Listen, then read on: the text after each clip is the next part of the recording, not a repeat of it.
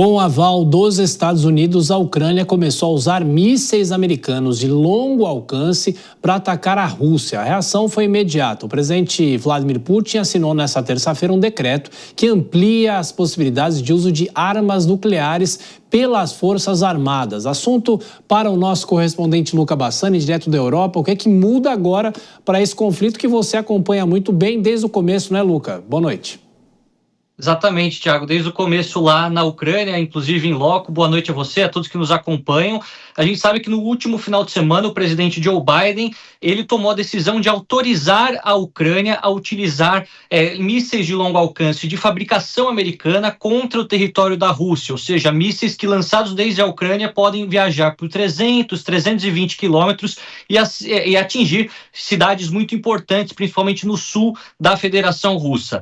Inclusive os russos, eles acusam os ucranianos de já terem começado a realizar tais manobras durante as últimas horas, algo que não foi confirmado pelas agências internacionais. De qualquer maneira, o presidente Putin já reagiu e atualizou aquilo que a gente chama da doutrina nuclear do seu país, em quais situações a utilização de armas nucleares elas podem ser feitas, né? A gente vê que agora o presidente Putin disse que países que não são nuclearizados, como é o caso da Ucrânia, caso recebam armamentos de países nuclearizados, como Estados Unidos, Reino Unido e França, e utilizem esses armamentos contra o território da Rússia, poderão ser atingidos, ter essa resposta através de armas nucleares táticas, essas que têm menor impacto, mas mesmo assim são muito danosas. Então, a grande preocupação aqui na Europa, que caso a Ucrânia de fato atinja a Rússia com mísseis de longo alcance, essa resposta possa ser também através da energia atômica. É bom lembrar que são 1000 dias desse conflito no leste europeu. Enquanto isso, né, Luca, existe um alerta de Zelensky sobre o avanço de tropas norte-coreanas. Quantos soldados de Kim Jong-un estão atuando ou foram enviados para ajudar o presidente da Rússia, Vladimir Putin?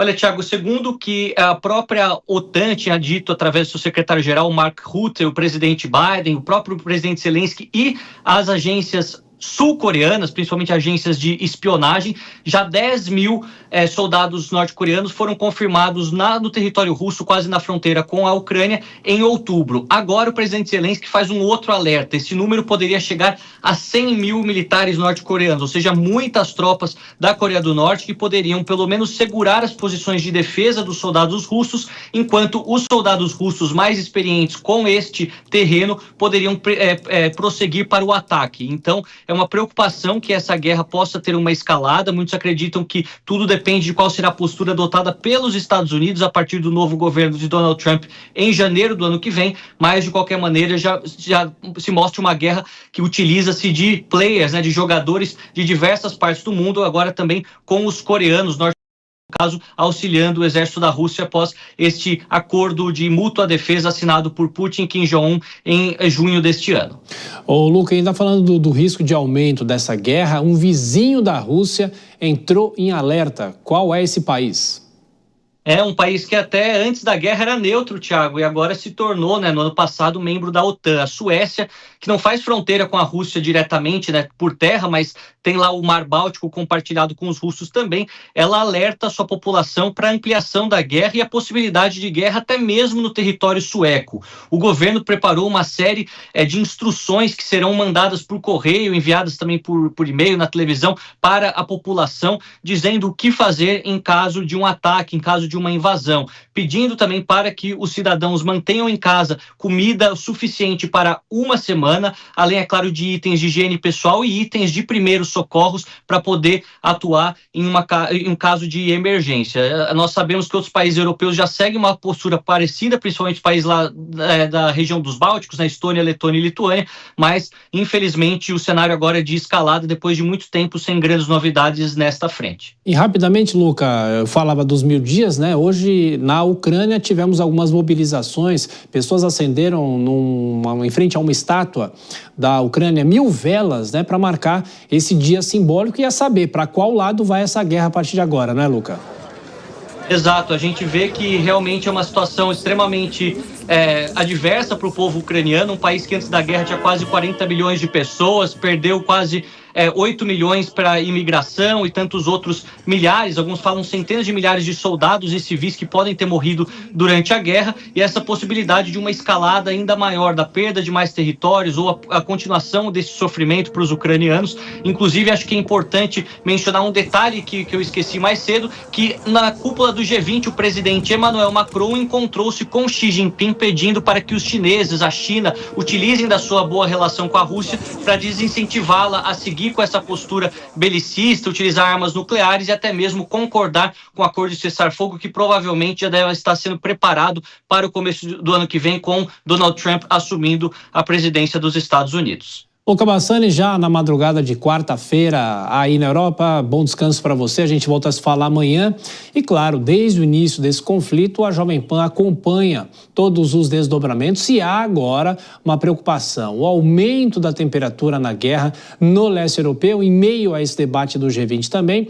E o nosso entrevistado agora aqui no Jornal Jovem Pan é o pesquisador do Núcleo de Estudos dos Países dos BRICS da Universidade Federal Fluminense, Lier Pires Ferreira, chegando para analisar todas essas informações e os desdobramentos. Tudo bem, professor? Boa noite mais uma vez. Bem-vindo. Obrigado por estar aqui na Jovem Pan. Eu já emendo a primeira pergunta. O senhor acha que essa declaração e a possibilidade do uso de armas nucleares por parte da Rússia, isso aumenta a temperatura da crise? De que maneira? Ou se é uma retórica por parte dele, apesar de haver essa discussão sobre as armas nucleares? Professor, boa noite. Boa noite, Tiago. Boa noite àqueles que nos acompanham nesse momento. Olha, nós estamos vendo, né, já há bastante tempo, né, o Vladimir Putin, digamos que, traçando linhas vermelhas em relação, né, às ações da OTAN e seus aliados, né, que estão hoje tutelando o território ucraniano neste conflito com a Rússia, e reiteradamente essas linhas vermelhas são ultrapassadas sem que ele dê, né, a resposta que se espera. Evidentemente que a utilização de mísseis, né, de longo alcance, que podem aí atingir o território russo até cerca de 300 quilômetros, né, das fronteiras ucranianas, significa um recrudescimento, né, um endurecimento desse conflito que, como nossa reportagem mostrou muito bem, já está durando insanos 1000 dias, gerando todo um conjunto de danos para o meio ambiente, para as pessoas, né, para a cadeia produtiva dos países, enfim, um risco desnecessário, talvez, para o conjunto da humanidade. Mas o fato é que a utilização, nesse momento, dessas armas, ela significa muito mais um ato de desespero, Tiago, do que, efetivamente, né, uma ação bélica. Os Estados Unidos retardaram o que foi possível a autorização do uso dessas armas, né, que são armas que também fazem a fragmentação, ou seja, uma vez interceptadas, como foram pelas defesas antiaéreas russas, elas se desdobram em múltiplas bombas menores e acabam produzindo, sim, algum estrago. Nesse sentido, o que se imagina é que o Zelensky está desesperado, de fato, né, sabendo que, com a assunção próxima futura, né, do Donald Trump na presidência dos Estados Unidos, o apoio norte-americano à OTAN e, consequentemente, né, à Ucrânia deve diminuir. Então, assim, neste momento, eu não acredito que a Rússia vá retaliar e vá levar a um processo de nuclearização desse conflito. Neste momento, eu não vejo esse risco. Para o futuro, se um acordo de paz não advier com Donald Trump e se houver um incremento muito grande do uso dessas armas, aí a gente poderá estar entrando num outro patamar. Mas ratifico, neste momento não vejo esse risco. Professor, 2 perguntas breves dos nossos comentaristas. Dora Kramer faz a próxima questão aqui no Jornal Jovem Pan. Dora. Boa noite, professor. Bravatas à parte do Donald Trump dizendo que acabaria em um dia com a guerra da Ucrânia, na Ucrânia, quais são as condições objetivas que ele tem para obter algum êxito, sendo no tempo que for, nesse conflito? Dora, um prazer te ouvir mais uma vez, conversar contigo, com o Vilela. É muito simples. O Donald Trump é o principal, né, os Estados Unidos são os principais apoiadores econômicos, né, são o sustentáculo econômico e militar da OTAN. Sem o apoio norte-americano, a Europa teria que utilizar uma quantidade muito maior de recursos no seu próprio sistema de defesa e, evidentemente, também no apoio à Ucrânia. Então, assim, ao ameaçar retirar esses recursos econômicos e esses recursos bélico-militares do teatro de guerra, Donald Trump tem todas as condições de forçar Zelensky, né, a sentar-se numa mesa de negociação com os russos, onde nós sabemos que algumas perdas territoriais, inclusive, deverão ser sacramentadas. Esse, objetivamente, é a grande carta na manga que Donald Trump tem. O poder econômico e militar dos Estados Unidos, e tirar este apoio significaria enfraquecer demais, né, a resistência ucraniana ou sobrecarregar os parceiros europeus, que estão todos em crise, inclusive a Alemanha. Vilela. Professor, boa noite. Professor, tivemos agora, ao final da cúpula do G20, a apresentação de uma declaração muito bonita, que todos vão praticar todos os esforços para cessar fogo, acabar com as guerras e tudo mais. Ato contínuo, nós temos esse episódio envolvendo mísseis, envolvendo ameaça de utilização de arma nuclear e tudo mais. Dá para se fazer uma conexão entre os dois episódios e fazer uma avaliação de que essa reunião do G20, ela foi uma reunião para inglês ver, mas que na prática ela não teve nenhum caminhar, pelo menos no sentido da pacificação do mundo e dos conflitos existentes atualmente? Vilela, eu não acredito de fato, né, que a reunião de cúpula do G20 e a sua declaração final sejam como as leis de 1831, leis para inglês ver.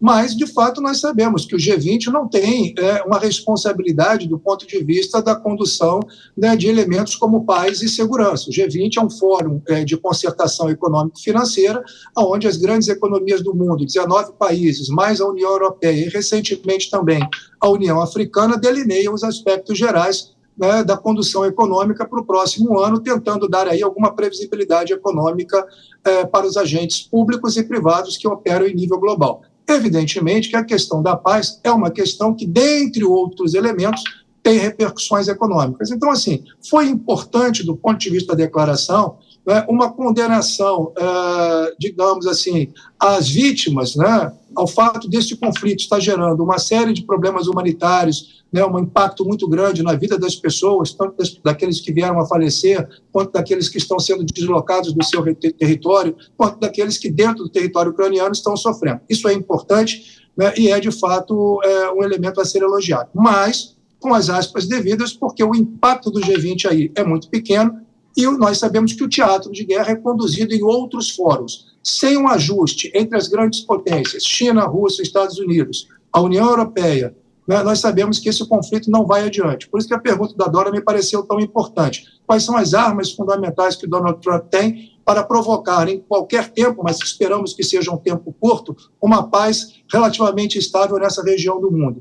Né, eu acredito que essa resposta já foi dada, mas é neste teatro, e não no G20, que nós vamos buscar uma solução para esse conflito. E eu espero, honestamente, que ele venha o mais rápido possível para que nós possamos estabilizar o leste europeu e focar as nossas atenções numa outra região gravosa, que é o Oriente Médio.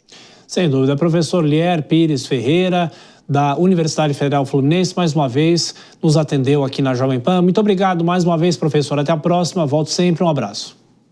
Tiago, Dora, Vilela, muito obrigado por compartilhar com vocês mais uma vez. Fico à disposição para as próximas vezes. Muito obrigado.